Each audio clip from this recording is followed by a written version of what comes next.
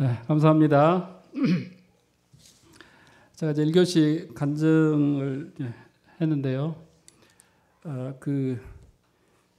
이번 그 집회의 주제가 우리의 신앙을 견고하게 하는 4가지 요소라 그랬잖아요. 제 삶 속에 일어났던 그런 일들의 시작이 구원입니다. 그죠? 제가 구원받지 않았다면 전혀 상상할 수 없는 일들이었고 제가 삶을 그렇게 살아오지 않았을 것입니다. 구원받고 하나님의 영이 내 안에 들어오니까 하나님께서 삶을 이끄셨고 또 이렇게 여기까지 이르게 하신 것입니다. 그래서 이 구원에 관한 부분은 정말 중요하다. 그죠? 특히 이제 여기 청소년들이 이제 많이 있는데 이 구원에 관한 문제에 대해서 분명하고 확실하게 잘 정리가 될 때 우리의 신앙이 이렇게 자라간다 이렇게 생각이 되어집니다. 오늘 두 번째 주제는 자, 우리가 구원받고 나면 필연적으로 찾아오는 것이 있습니다. 그죠? 구원받고 나면 너무 즐겁고 행복해서 무엇이든지 다 할 수 있을 것처럼 느껴지는데 웬걸 조금 시간이 지나면 그런 게 아니고 우리는 굉장한 또 어려움에 부딪히면서 또 실망하고 좌절하고 낭망하고 그런 시험 가운데 빠지는 것을 봅니다. 왜 그럴까요? 그것은 우리에게 바로 영적인 싸움, 영적인 전쟁이 시작되기 때문에 그렇습니다. 오늘 그런 부분에서 잠깐 교제를 나누기로 합니다. 하나님 말씀 먼저 보겠습니다. 요한 1서입니다.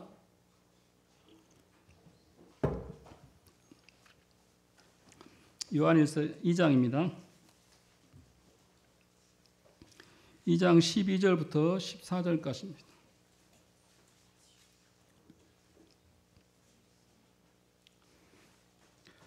제가 봉독하겠습니다. 요한 1서 2장 12절부터 14절. 자녀들아, 내가 너희에게 쓰는 것은 너희 죄가 그의 이름으로 말미암아 사함을 받았으며, 아비들아, 내가 너희에게 쓰는 것은 너희가 태초부터 계신 이를 알았으며, 청년들아, 내가 너희에게 쓰는 것은 너희가 악한 자를 이기었습니다. 아이들아, 내가 너희에게 쓴 것은 너희가 아버지를 알았으며, 아비들아, 내가 너희에게 쓴 것은 너희가 태초부터 계신 이를 알았으며, 청년들아, 내가 너희에게 쓴 것은 너희가 강하고 하나님의 말씀이 너희 안에 거하시며 너희가 흉악한 자를 이기었습니다. 우리의 신앙생활이 왜 어려울까? 그것은 우리의 신앙을 방해하는 대적이 존재하기 때문에 그렇습니다. 우리의 신앙생활은 마치 장애물 달리기와 같다 이렇게 생각이 되어집니다. 많은 방해 요소들이 있다고 하는 것입니다. 로마서 7장에 보면 사도 바울이 고백하기를 오라 나는 공고한 사람이라 누가 이 사망의 몸에서 나를 건져내라 이렇게 한탄했던 것을 기억합니다. 그죠? 어떤 그 선교사 형제님께서 그렇게 간증하는 것을 들었습니다. 청년 때 구원받았는데 구원받고 너무 좋았는데 이 청년의 시기에 그 찾아오는 시험 있잖아요. 음란한 것들. 그것 때문에 너무너무 괴로웠답니다. 계속해서 실패하고 계속해서 넘어지니까 너무너무 고통스럽고 내가 구원받지 않은 게 아닌가 이런 회의까지 들면서 어려웠었는데 로마서 8장을 읽으면서 그와 같은 문제로부터 해방을 받았다 이런 간증을 들은 적이 있습니다. 우리가 그 상황들은 다 다르지만 우리의 삶에서 이렇게 계속 실패를 경험하게 하는 이런 요소들이 다 존재하는 것 같습니다. 오늘 이제 본문 속에서 나오는 우리가 대명사를 좀 살펴볼 필요가 있는데 여기 12절을 보면 자녀들아 이렇게 부르고 있습니다. 이 자녀들이라고 하는 것은 구원받은 모든 성도들을 지칭하는 것입니다. 이 자녀들은 죄사함을 경험한 자들입니다. 우리 다 죄사함을 경험했죠. 그래서 하나님의 자녀가 되었습니다. 두 번째 나오는 것은 아비들아. 아비들이라고 하는 것은 성숙한 그리스도인, 하나님을 경험적으로 알고 또 알아가는 그런 수준에 있는 분들을 우리가 아비들이라고 표현하는 겁니다. 세 번째는 아이들이 나옵니다. 아이들은 어린 성도로, 미성숙한 성도를, 지식적으로는 하나님을 알지만 영적으로 성숙하지 못한 단계에 있는 사람들을 아이들아 이렇게 표현합니다. 또 13, 14절에 나온 청년들아 이런 표정이 나오는데 이 청년들은 영적인 투쟁, 영적인 정리에서 승리한 하나님 말씀으로 승리한 경험을 이렇게 하고 있는 그런 부류, 그런 수준에 있는 성도들을 청년들로 이렇게 표현하고 있습니다. 자, 그리고 이 표현을 보면서 우리의 그 믿음의 수준, 우리는 지금 어디에 속해 있는가 한번 짐작해 볼 수 있을 것입니다. 고린도서 2장에 보면은 고린도서 2장 한번 찾아볼까요? 고린도서 2장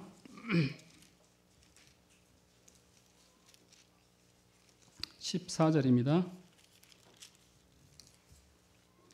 고린도서 2장 14절에 제가 읽겠습니다. 육에 속한 사람은 하나님의 성령의 일들을 받지 아니하나니 이는 그것들이 그에게는 어리석게 보임이요 또 그는 그것들을 알 수 없나니 그러한 일은 영적으로 분별되기 때문이라.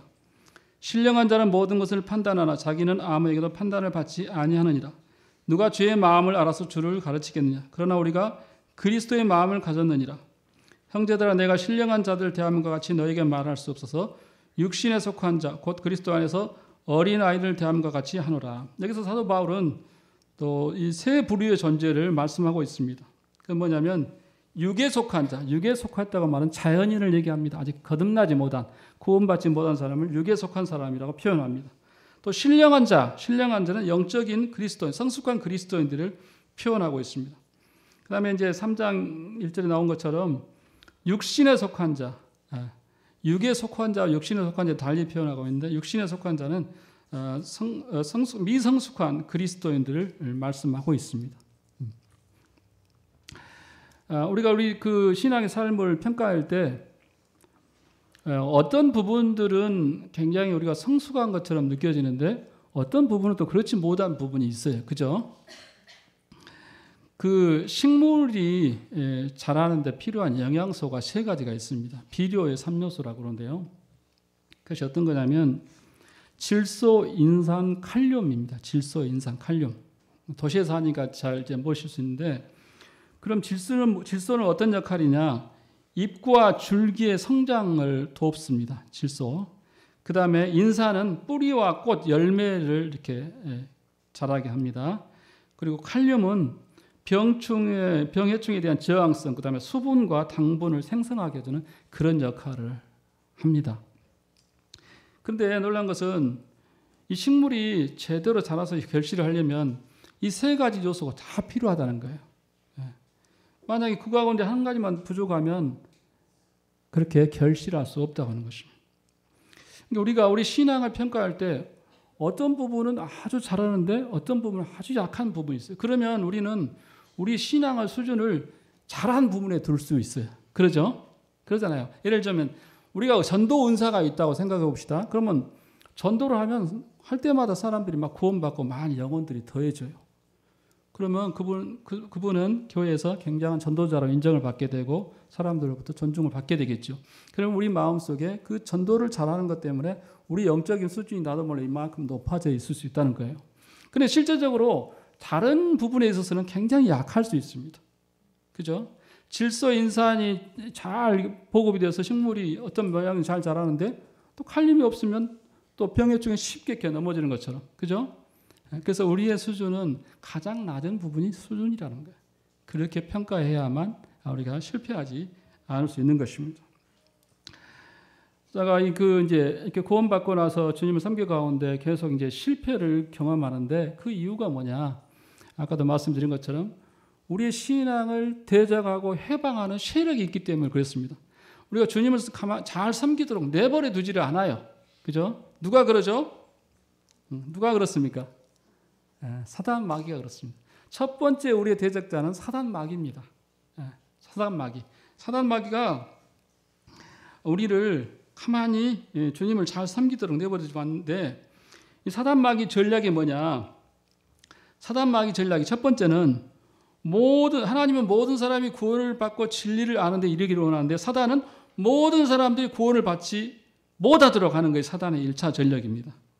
그래서 어떤 상황들을 만들어서라도 사람들이 구원받지 못하게 해요. 제가 이렇게 신방을 다니면서 복음을 전하면은 이렇게 이제 오랫동안 관계를 맺어야 돼요. 그죠? 복음이 바로 들어간 건 아닙니다. 시골에 노인들 전도하면 오랜 기간 방문해서 계속 사귐을 갖고 안면을 트고 섬기고 그런 과정들이 돼야 되는 거죠. 근데 어떨 때 가서 이제 전도하다 보면은 이제 관계가 분위기가 좋아서 복음 말씀을 딱 들어가려고 하면은 느닷없이 누가 방문한다든가 전화가 온다든가 이런 해방하는 일들이 막 일어나요. 그죠? 누구 소행이겠어요? 사단 마귀 소행입니다. 그죠? 그래서 어떻게든지 사람들이 구원받지 못하도록 해방하는 일을 하고, 두 번째는 그럼에도 불구하고 구원받아. 그럼 이제 포기하겠습니까? 너는 어차피 구원 받아버렸으니까 이제 포기해버려야겠다. 이게 아니라는 거예요. 어떻게 하겠어요? 구원받은 성도가 열매 맺지 못하도록, 그 영향을 타인들에게 끼치지 못하도록 또 해방하는 것입니다. 그러죠? 사단은 포기라는 법이 없어요. 우리가 하나님 앞에 가는 그날까지 결코 포기하지 않습니다. 계속 우리를 무너뜨리고 넘어뜨리기 위해서 끊임없이 시도하는 것입니다. 우리가 마귀의 전략을 잘 아셔야 돼요. 그래서 사단을 가리켜서 요한복음 8장 40절에 마귀의 정체들 살인자, 거짓말쟁이, 거짓의 아비라 얘기했고, 또 고린도후서 4장 4절에는 사람들의 마음을 혼미케 하는 자라서 눈을 멀게 한다 이런 말입니다. 혼미케 한다.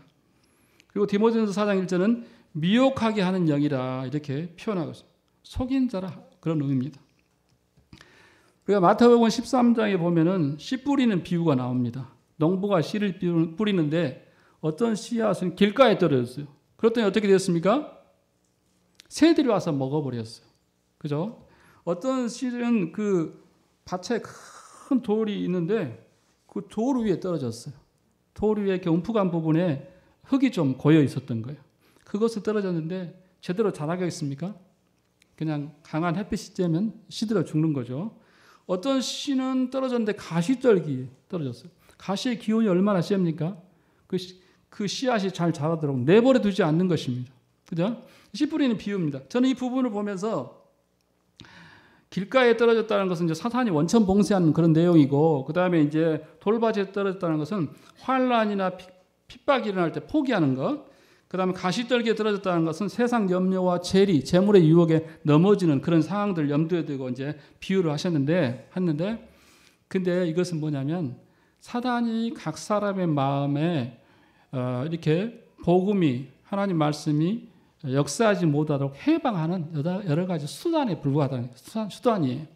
그러니까 뭔 얘기냐면 사단은 우리들에 대해서 누구보다 잘 알아요.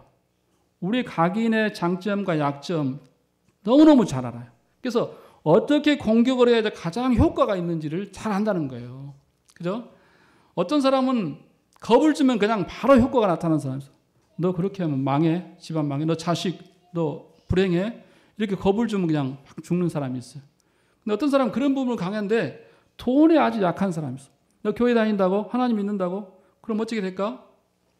또 저 주일날 문 닫고 교회 간다고? 망해. 지금 시대가 어떤 데인데 또 사업 망해. 물질에 관해서 공격하면 팍 넘어지는 사람도 있는 것입니다. 그죠? 그래서 우리의 약점, 약한 부분을 집중적으로 공격하는 것이 사단이라고 하는 것입니다. 그래서 우리가 이런 것들을 알면서 거기에 대해 합당한 대책을 세워야 되는 것입니다. 무엇보다도 우리가 잘 알잖아요. 우리가 어떤 부분이 약한지 잘 알죠. 우리 성도들 각자가. 그래서 그 약한 부분이 무엇인지 잘 인식하고 그것에 대해서는 철저하게 대비를 하셔야 돼요. 기도하셔야 돼요. 자, 어떤 분이 성적으로 약할 수 있어요. 그죠? 기질적으로 그럴 수 있습니다. 예를 들자면 내 부모님 시대부터 할아버지 때부터 꼭 그 여자에 관한 문제에서 어려움을 끼친 가족들이 있었어요. 할아버지가 그랬고 아버지가 그랬고 또 그 넘어오거든요. 자, 그런 케이스라면 어떻게 하겠어요? 그런 경우라면 그 주제에 놓고 끊임없이 기도해야 되는 것입니다. 그죠? 우리 가장 약점이니까 기질적으로 타고날 때부터. 그죠? 어떤 것들은 잡기라고 해서 이렇게 도박하거나 뭐 이런 것들을 좋아하는 사람이 있어요. 부모로부터 그것들 물려받을 수 있어요. 그런 것이 약하다면 어떻게 하겠어요? 그런 부분에 중점적으로 대비를 해야겠죠. 어떤 기도 제목보다 그 기도 제목을 더 집중적으로 매일 해야 되는 것입니다. 그죠? 그래야만 사단에게 안 넘어가겠죠. 근데 우리가 그런 부분을 소홀히 하면 그 약한 부분이 공격을 당하기 때문에 넘어갈 수 있다고 하는 것입니다. 에베소 4장 27절을 보면 마귀에게 틈을 주지 말라 이런 말씀이 있습니다. 이 루터는 그렇게 얘기했다고 합니다. 새가 우리 머리로 날아가는 것은 막을 수 없지만 새가 우리 머리에 둥지를 틀게 해서는 안 된다 이런 얘기를 했다고 해요. 아멘이죠? 그렇죠? 새가 머리로 지나가는 것을 어떻게 하겠어요 우리가? 뭐 쫓아다니면서 막겠어요? 할 수 없죠. 그런데 새가 머리에 둥지를 틀게 하는 것은 우리 의지와 관련 있는 것이 우리 막아야죠. 그죠? 그런 부분은 우리가 할 수 있다고 하는 것입니다. 그리고 이제 우리가 주님을 섬겨갈 때 이제 자주 넘어지는 부분이 뭐냐면 어떤 우리가 주님 섬겨가다가 실수하고 또 죄를 범했어요. 그러면 어떻게 해야겠어요? 어떻게 해야 되겠습니까? 존 코리안 형제님이 이렇게 비유를 들었습니다. 우리가 길 가다가 우리 신발에 장알이 들어와다 조그만 장알이 들어왔어요. 발을 쿡쿡 찔러요. 그럼 여러분 어떻게 하겠습니까? 귀찮으니까 집에 가서 돌을 빼내겠습니까? 즉시로 빼내겠습니까? 이렇게 얘기했어요. 어떻게 하시겠어요? 즉시로 빼내야죠. 무슨 얘기겠습니까? 우리가 주님 섬겨가는 과정 속에서 실수하거나 또 죄를 범하면 즉시로 해결해요. 어떻게 해결하겠습니까? 요한일서 1장 9절에 말씀하고 있어요. 그죠? 우리가 만일 우리 죄를 자백하면 하나님 미쁘시고 우러우사 우리 모든 죄를 사하시까지 얘기하셨잖아요. 자백하는 것입니다. 즉시로 해결받아요. 그걸 묵혀놓을 필요가 없는 거예요. 그죠? 어떤 형태의 죄든지 우리가 죄를 범했을 때 즉시로 자백하고 해결받고 내 마음에 평안과 안식을 누리는 것입니다. 그것이 지혜로운 거예요. 근데 우리는 이럴 수 있어요. 계속 같은 실수를 반복하다 보니까 이제 하나님 앞에 자백하는 것도 미안해. 염치가 없어. 그냥 그렇게 갈 수 있어요. 그렇지 않습니다. 하나님의 사랑은 우리 상상보다 훨씬 크고 놀라운 것입니다. 우리가 어떤 허물과 죄를 범했을지라도 하나님 자백하면 용서해 주셔요. 제가 손자가 5입니다. 이래봬도 5인데 우리 그 어린 손자들 보니까 어리다고 하는 것은 그런 것 같아요. 계속 반복된 실수를 계속해요. 하지마, 매 맞아, 혼나, 또 벌을 서기도 하고 그래도 잠깐이면 또 해요. 또 그것은 뭐겠습니까? 아주 미숙하다는 거예요. 미성숙했다고 하는 것입니다. 그럼 그렇게 해야 돼요. 아빠 잘못했어요. 매 맞고 또 해요. 그럼 또 잘못했다고 하는 것입니다. 그럼 부모는 그것을 다 용납하잖아요. 용서하잖아요. 왜? 미약하니까, 미성숙하니까 그것을 용납하는 것입니다. 그래서 우리가 이런 지혜가 필요한 것입니다. 그리고 에베소 6장 11절에도 전신갑주를 입으라 말씀하셨어요. 구원의 투구를 쓰고 특별히 성령의 검을 가지라. 성령의 검. 성령의 검은 하나님 말씀이잖아요. 말씀. 예수님께서 시험 받으실 때 말씀으로 다 극복하셨잖아요. 이기셨잖아요. 그래서 우리에게 말씀이 필요한 것입니다. 이스라엘 백성들이 애굽에서 출애굽할 때 그들이 광야에서 만나를 먹었습니다. 그죠? 하나님이 공급한 만나를 먹었는데 하나님께서 그 만나를 공급할 때 일주일치를 한꺼번에 공급하지 않았어요. 어떻게 공급했죠? 매일 나가서 취해라. 그죠? 다만 안식일 날은 그 전날 이틀분을 취하도록 하셨죠. 왜 하나님이 그렇게 하겠어요? 귀찮게. 일주일분을 한꺼번에 그냥 싸놓고 먹게 하지. 그죠? 그건 무엇을 의미합니까? 영의 양식도 우리가 매일 하나님 앞에 나가서 취해야 되는 것입니다. 그죠? 그 양식, 영의 양식이 없으면 싸워서 이길 수가 없어. 힘이 없어. 하나님의 아들께서도 사단과의 전쟁할 때 하나님 말씀으로 승리하셨는데 우리 같이 연약한 자들이 어떻게 하겠어? 무엇으로 무장하겠습니까? 하나님 말씀을 무장해서 싸워야겠죠. 그죠? 야고보서 4장 7절에도 마귀를 대적하라 이렇게 얘기했습니다. 최선의 공격이 최선의 방어입니다. 저는 축구를 좋아하는데 축구요 아무리 수비를 잘해도 무승부밖에 못합니다. 수비만 하면. 그죠? 수비 아주 잘하면 무승부할 수 있어요. 잘하면. 공격을 해서 골을 넣어야죠. 그죠? 축구는 골을 넣어야 이기는 것입니다. 사단한테 맨 방어만 해서는 안 되는 것이죠. 적극적으로 사단을 대적하는 일을 해요. 사단이 싫어하는 일을 하면 돼요. 그죠? 사단이 싫어하는 일을 하면 됩니다. 하나님이 기뻐하신 일을 하는 거죠. 그죠? 적극적인 것들이 필요한 것입니다. 요한일서 3장 8절에 하나님의 아들이 나타난 것은 마귀의 일을 멸하라 하심이라 말씀하셨습니다. 주님은 우리의 신앙을 주님 자신도 이 땅에 오셨을 때 그렇게 영적인 싸움에서 이기셨고 또 우리에게 하나님 아들이 나타난 것은 마귀 일을 멸하라 함이라 하셨습니다. 그래서 승리하는 비결들을 우리 가운데 다 주셨습니다. 그러죠? 자, 두 번째는 뭐냐? 두 번째는 이 세상입니다. 죄송합니다. 제가 원고를 여기다 놓고 와버렸네. 잠깐만 기다리십시오. 제가 좀 미약합니다.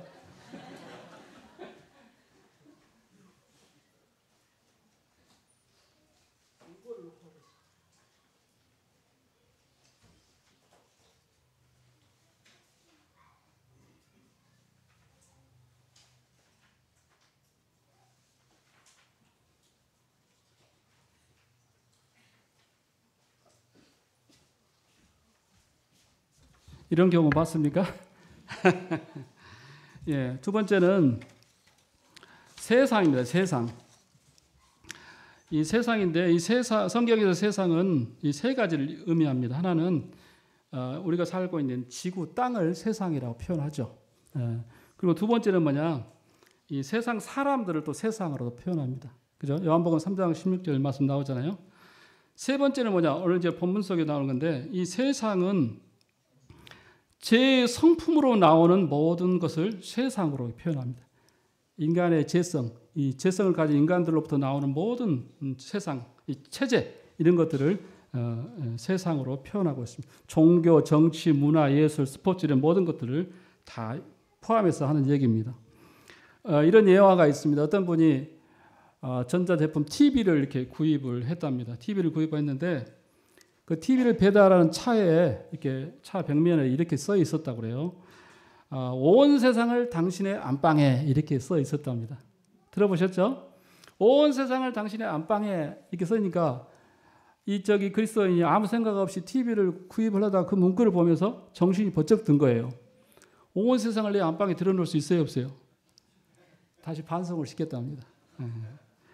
저도 우리 가정에 우리 아이들이 어렸을 때 초등학교 저학년 때 TV를 없앴어요. TV를 없애자. 그래서 우리 집은 지금 20년 넘게 TV가 없습니다. TV가 없으니까 한동안 아이들이 막 정신이 없었어요. 뭘 해야 될지 몰라서. 근데 시간이 지나고 나니까 이제 엄마 아빠가 책을 보니까 아이들도 책을 보고 다른 것으로 그 시간을 이렇게 때우더라고요. 근데 지금은 TV가 없어도 그런 효과를 보기가 쉽진 않아요. 그죠?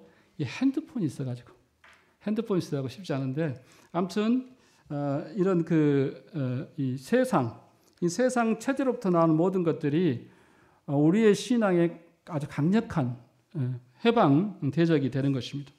이 세상은 육신의 정욕과 안목의 정욕과 이생의 자랑이고 이 모든 것들은 일시적인 것이라고 요한일서 2장에 말씀하고 있습니다. 제가 시티아에 있을 때 어떤 형제님과 교제하는데 그 형제님께서 이런 간증을 하셨어요. 자기 교회의 이제 그 간증인데요.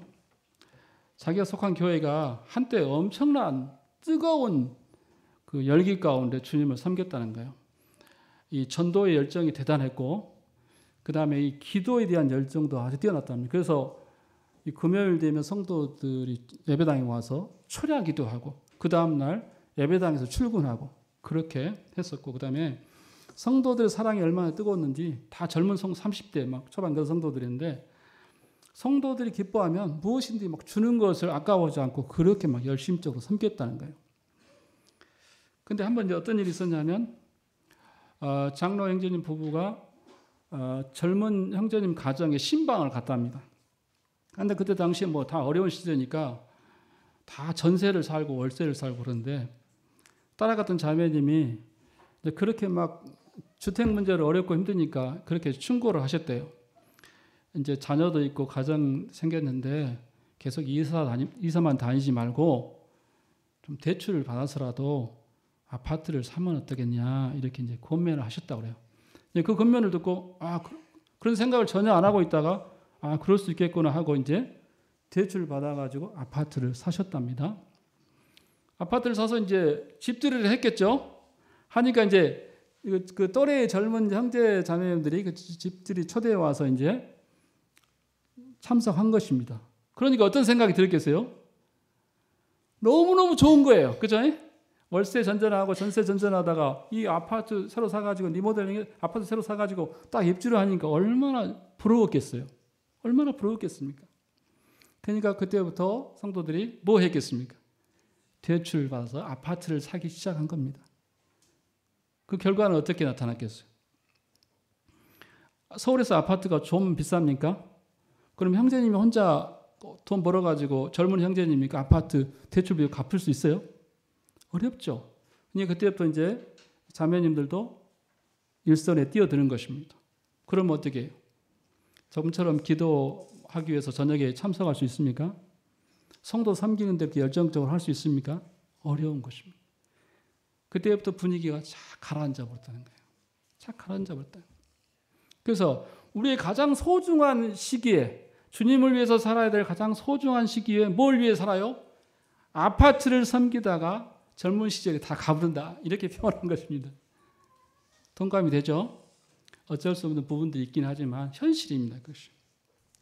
이 세상, 로마서 12장 2절에 사도 바울은 이 세대를 본받지 말고 변화를 받으라. 그래서 이 세대를 본받지. 이 세상 사람들 생각하는 그 사고, 가치관 이런 걸 따라 하지 말라는 것입니다. 누가복음 21장 34절에도 이 방탕함과 술 취함과 생활의 염려로 그날의 덕과 같이 올 것이다라고 경고하고 있습니다. 창세기 34장에 보면은 야곱이 이제 밧다람에서 가나안 땅으로 들어오다가 세겜에 머물게 되었습니다. 세겜에 머물게 되었는데 야곱의 딸 디나가 어떻게 했습니까?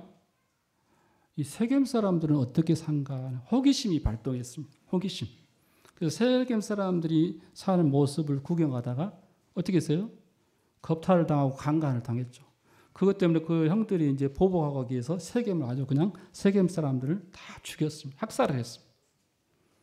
그 작은 도화선이 뭡니까? 그 디나의 호기심에서 시작된 거예요. 세겜 사람들은 어떻게 살고 있을까? 무슨 생각으로? 내 또래 여자아이들은 어떻게 치장하고 살고 있을까? 이건 궁금했겠죠. 그렇게 해서 그렇게 된 것입니다. 이 세상을 사랑하는 이 세상으로부터 오는 유혹을 극복할 수 있는 것은 뭐겠습니까? 저는 특별히 기도와 깊은 관련이 있다 생각이 되어집니다. 누가복음 21장 36절에 항상 기도하며 깨어 있으라 말씀하고 있고 고린도전서 16장 13절에도 깨어 믿음에 굳게 서라 이렇게 말씀하고 있습니다. 데살로니가전서 5장 6절에 깨어 정신을 차리라. 또 베드로전서 5장 8절에도 근신하며 깨어라 이렇게 말씀하고 있습니다. 세상에 관한 부분을 생각할 때 우리 마음에 늘 근심이 떠나지 않습니다. 그죠? 세상과 관련돼서 우리 마음에 근심이 떠나지 않아요. 뭘 먹고 살까부터 시작해서 우리 자식들을 어떻게 키울까? 직장 문제, 노후 문제, 건강 문제 끊이지 않아요. 끊이지 않아. 그죠? 제가 이제 은퇴를 하고 보니까 더 이제 모든 걸 내려놨으니 더 편해야 되잖아요. 근데 이제 갑자기 막 잠이 안 올 때가 있어요. 불면증이 올 때가 있어요. 항상 그런 건 아닌데. 불면증이 오면 막 잠과 싸워 억지로 자려고 막 노력을 했어요. 근데 안 되더라고요. 막 새벽녘까지 막 잠을 못 자고 그랬어요. 그러다가 이렇게 하는 것은 지혜롭지 못하다 이런 생각이 들었습니다. 그래서 어떻게 방법을 바꿨냐면 이 염려에 대한 우리 잠이 안 온 것은 왜 안 오겠어요? 여러 가지 염려들이 있으니까 안 오지 않겠어요? 그래서 염려에 대한 것들을 생각하면서 하나님 말씀을 제가 기억하게 되었습니다. 빌립보서 4장 6절에 보면 아무것도 염려하지 말고 다만 모든 일에 기도와 간구로 너희 구할 것을 감사함으로 하나님께 아뢰라. 그래야 모든 지각에 뛰어나신 하나님 평강이 너희 마음과 생각을 지키시리라 이렇게 했죠. 그리고 베드로서 5장 7절로 너희 염려를 주께 맡기라. 이는 그가 너희를 돌보심이라 했습니다. 또 시편 55편 22절에도 내 짐을 여호와께 맡기라.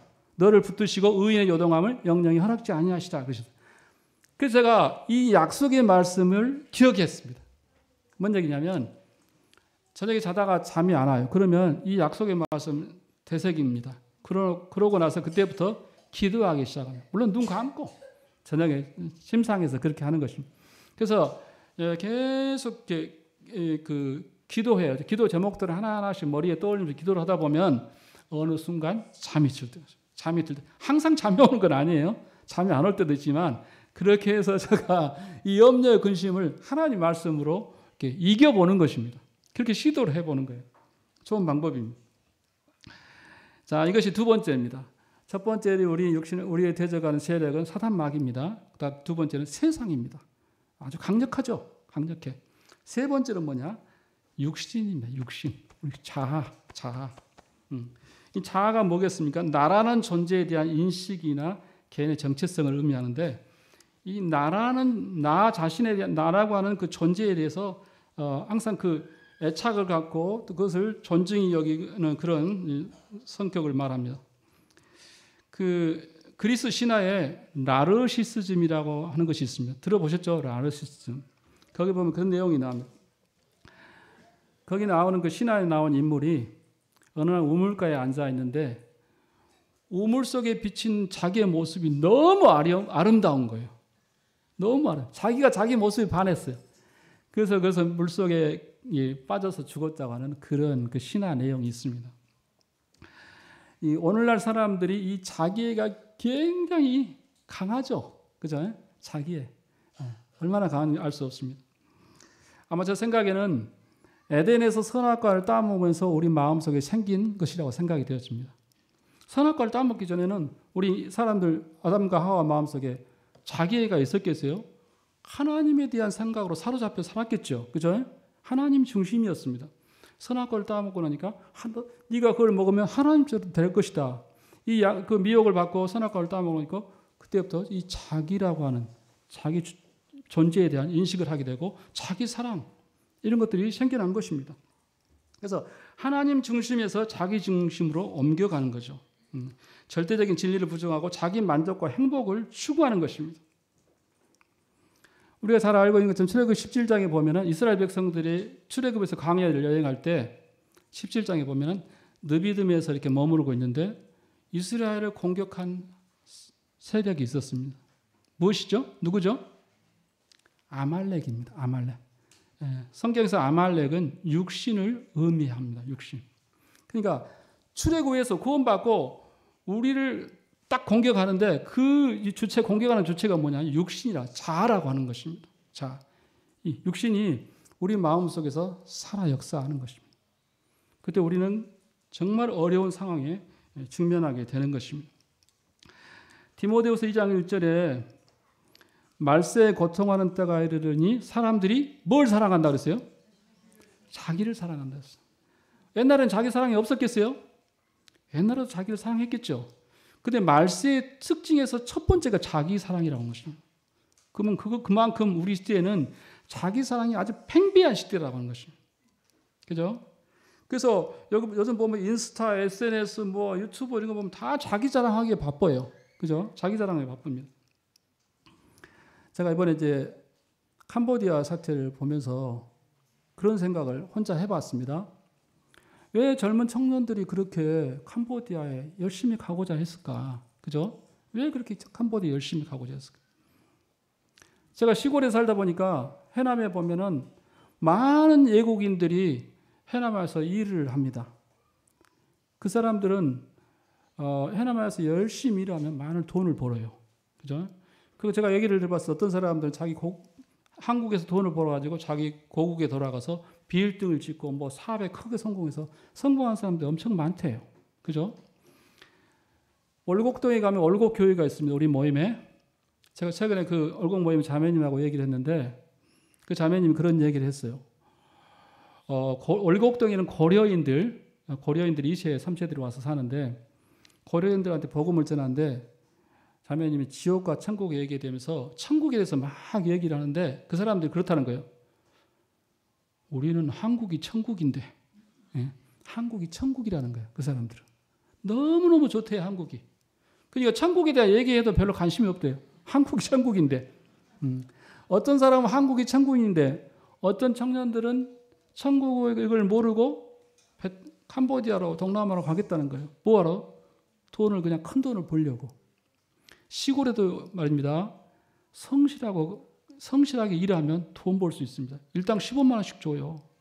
일당 15만 원. 큰 돈이에요. 그렇게 성실하게 벌면요. 집도 사고 뭐든지 다 합니다. 근데 그렇게 몸으로 일하는 것을 원치 않아요. 그런데 그렇게 일하는 것을 원치 않고 어떻게 해요? 폼나게 살고 싶어요. 자기 드러내고 자랑하고 살고 싶어요. 그것이 안 되는 것입니다. 그러니까 일확천금을 노리는 것입니다.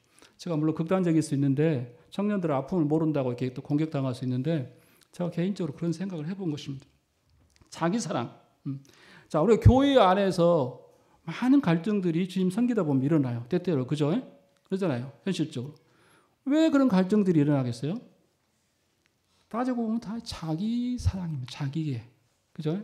자기애입니다. 존중받고, 인정받고, 사랑받고 싶어요. 그것이 안 되면 화가 나는 것입니다. 화장실 청소 서로 하겠다고 싸우는 거 보셨습니까? 네. 계단 청소 서로 하겠다고 싸우는 거 보셨어요? 그러는 걸로 싸우지 않습니다. 네. 높임받고, 존중받고, 인정받고 싶은데 그것이 안 되니까 싸우는 거예요. 어떤 분은 그렇게 얘기했어요. 이 교회에서 그냥 환풍기로 교회가 나눠지는 경우도 봤다 그랬습니다. 환풍기를 설치할 것과 말 것인가 이거 싸우다가 교회가 나눠진다. 다 자기의 생각, 주장을 내려놓을 의사가 없어요. 그죠? 그럼 자기가 무시당한다고 생각한가 봐요. 그래서 이 자기애는 이렇게 또 강력하게 우리 신앙을 이렇게 공격하는 그런 무기가 되는 것입니다. 제가 이제 교회에서 아까 그 동영상 볼 때 그 미션 축구 보셨죠? 저희가 축구를 매주일 오후에 합니다. 하면은 이제 청년들이 그 시간에 다 모여요. 학교로 우리가 운동장을 1년 동안 이제 빌립니다. 빌리면 그 시간 되면 청년들이 다 모이면 같이 축구해요. 목적은 뭐겠습니까? 전도하려고 그렇게 하는 것입니다. 그래서 이제 그런 청년들을 기도하는 가운데 교회로 이제 불러서 식사 대접도 하고, 그 다음에 이제 잠깐 시간씩 내가지고 복음 전하고, 또 저는 저 개인적으로 그 가운데 조금 뭔가 좀 희망이 보이는 청년들은 제가 개인적으로도 초청을 해요. 가정에서 대접을 하기도 하고 식당으로 모시기도 데리고 가서 식사를 이제 대접하죠. 그런데 그렇게 공을 열심히 드리는데 이 청년들이 은혜를 몰라요. 은혜를 모르고 제가 이제 운동장에 나가면 아니 그래도 어른이니까 인사라도 할 수 있잖아요. 그죠? 인사도 안 해 모른 척해요. 그럼 기분이 엄청 나쁩니다. 배은망덕한 놈들. 예.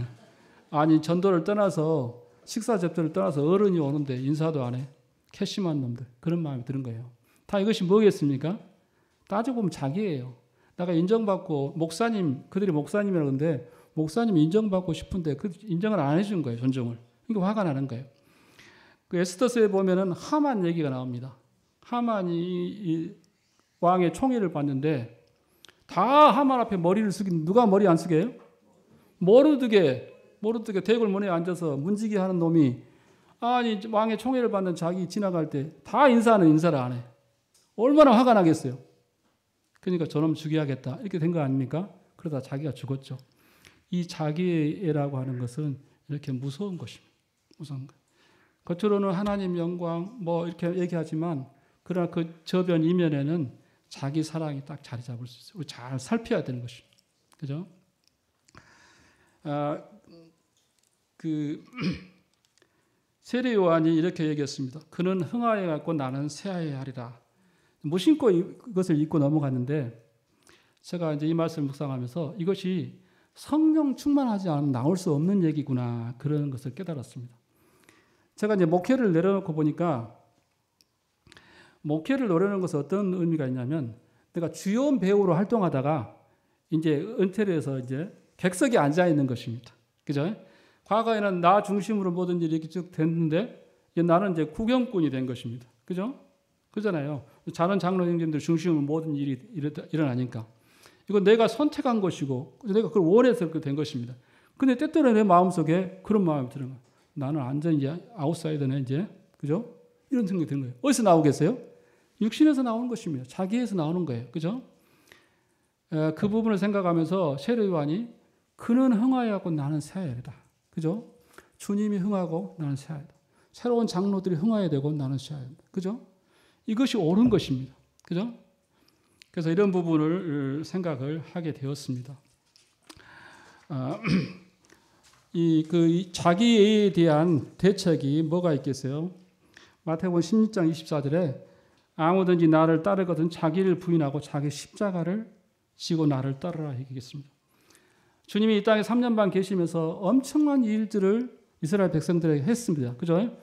하나님의 진리의 말씀을 선포했고 얼마나 많은 사람들의 병을 고쳐주고 그들의 피로를 채웠습니까? 그죠? 그런데 주님이 십자가에 지고 갈 때 아무도 주님 따르지 않았습니다. 그죠? 아무도 따르지 않았어요. 아무도 주님과 함께 고난받기도 나선 사람이 없었어요. 그죠? 철저하게 주님은 자기 부인하고 자기 십자가를 지고 갔습니다. 갈라디아 2장 20절에 내가 그리스도와 함께 십자가에 못 박혔다 얘기했고 로마서 6장 11절에 이와 같이 너희도 너희 자신을 죄에 대하여 죽은 자요 그리스도 예수 안에서 하나님께 대하여 산 자로 여기라 이렇게 말씀하고 있습니다. 그래서 우리는 그 영적인 싸움에서 실패할지라도 자기 정죄에 빠지 말고 기도로 하나님께 나아가야 됩니다. 그죠? 요한에서 2장 1절에 성령께서 우리의 대언자로 주님께서 우리 대언자라고 말씀하셨고 요한복음 14장 16절에 보혜사 성령을 말씀하셨습니다. 로마서 8장 한번 보고 마치겠습니다. 로마서 8장입니다.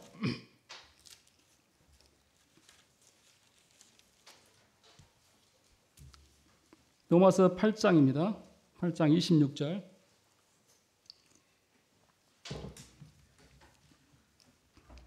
제가 읽겠습니다. 이와 같이 성령도 우리의 연약함을 도우시나니 우리는 마땅히 기도할 바를 알지 못하나 오직 성령이 말할 수 없는 탄식으로 우리를 위하여 친히 간구하시니라. 그 다음에 34절도 보겠습니다. 누가 정죄하려 죽으실 뿐 아니라 다시 살아나신 이는 그리스도 예수시니 그는 하나님 우편에 계신 자여 우리를 위하여 간구하시는 자신이라. 예, 여러분 혼자 우리가 영적 싸움을 하는 게 아니에요. 혼자는 할 수가 없어요. 우리의 든든한 지원자가 있습니다. 누구죠? 우리 안에 계신 성령님이 우리의 든든한 지원자입니다. 우리를 마땅히 기도할 바를 알지 못해 어떻게 기도해야 할지를 몰라. 근데 성령께서 말할 수 없는 탄식으로 우리를 위해서 날마다 이 시간에도 기도하. 이 시간 여러분 졸음하고 싸우고 있습니까? 성령께서 우리에게 졸음하고 싸워서 이길 수 있는 힘을 주실 것이에요. 그죠? 성령께서 말할 수 없는 탄식으로 우리를 위해서 계속 기도하신다는 것입니다. 그것이 끝입니까? 아니에요. 하나님 보좌 우편에 예수님께서 우리를 위해서 날마다 매 시간 매 순간 기도하신다는 거예요. 성령님이 기도하시고 성자께서 우리를 위해서 계속 기도하신다는 거예요. 우리를 붙드시도록 우리가 시험에 빠지지 않고 승리하도록 계속 도우신다는 거예요. 우리가 힘을 내야 돼요. 그죠? 그래서 우리는 어떻게 해야 되냐? 히브리서 4장 16절에 그러므로 긍휼하심을 받고 때를 따라 돕는 은혜를 얻기 위해서 은혜의 보좌 앞에 담대히 나아가라. 이렇게 권면하고 있습니다. 때를 따라 돕는 은혜를 얻기 위해서 은혜의 보좌 앞에 담대히 나아가. 우리가 할 일은 그것입니다. 성령께서 도우시고 성자께서 도우시니까 우리는 때를 따라 돕는 은혜를 얻기 위해서 은혜의 보좌 앞에 날마다 매 순간마다 담대히 나아가는 것이죠. 그때 승리하는 것이죠. 사탄에 대해서 세상에 대해서 내 육신에 대해서 승리할 수 있는 것입니다. 이 비유만 하고 마치겠습니다. 춘향전에 보면은 그런 대목이 나옵니다. 춘향전. 춘향이는 잡혀서 변학도에 수청을 들지 않는다고 감옥에 갇혔습니다. 근데 이제 그때 이몽룡이가 과거에 급제해가지고 이제 남원골에 변장을 해서 거지 모습으로 남원에 왔습니다. 그러니까 도착하니까 밤이 되었어요. 그래서 춘향이가 사는 그 집에 딱 대문에 들어섰는데 춘향이는 보이지 않고 춘향모가 춘향 엄마가 장독에다 물을 떠놓고 기도를 하고 있습니다. 비나이다 비나이다 천지신명께 비나이다. 내 사유 이몽룡이 장원급제해서 내 딸을 살려주게 해주세요. 이렇게 기도해요. 천지신명께. 그때 이 몽룡이가 뭐라고 하냐. 이몽룡 왈. 내 장원급제가 내 조상의 덕인 줄 알았더니 우리 장모의 기도 덕분이었네. 이렇게 덕배가는 내용이 나옵니다. 그죠? 우리의 신앙이 내가 잘나서 내가 똑똑해서 훌륭해서 이렇게 신앙생활 잘하고 있는 줄 알았더니 알고 봤더니 성령께서 도와주고 성자께서 도우셔서 우리를 넘어지지 않도록 붙들어 주셔서 내가 여기까지 이르렀구나. 이런 독백을 할 날이 올 것입니다. 그죠? 그래서 사랑하는 성도님들, 여러분 낙심하고 좌절하는 것은 사탄에게 지른 것입니다. 그리스도인은 다시 일어서서 싸우는 것입니다. 승리하는 것입니다. 승리가 보장되어 있습니다. 주님이 도우시고 성령님께 도우십니다. 영적 싸움에서 이렇게 승리하는 삶을 사시게 되기를 바랍니다. 감사합니다.